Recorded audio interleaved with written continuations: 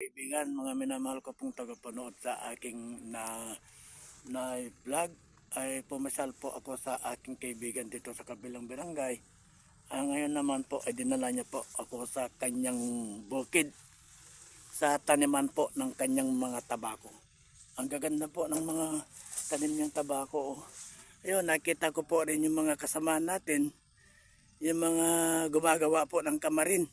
Yan, dalawa po sila. Ang gagaling po nilang gumawa ng kamarin.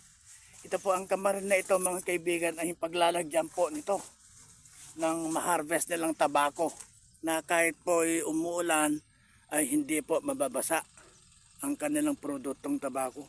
Ang gaganda po ng mga tabako nila, kahit konting butas lang po ay wala pong makikita. Di ba po, napakaganda, no? Yan, ito po, oh. Yung mga magagaling na foreman po na gumagawa ng kamarin, dalawa po sila. Dito po yan sa barangay, ano nga barangay Belong? Barangay Moldero ba? Barangay Moldero po sa Tumawini, Isabela.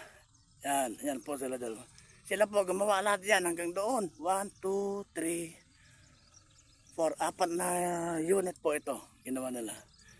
Yan po mga kaibigan, na hanggang dito po muna ang aking vlog. Ay abangan na lang po ang susunod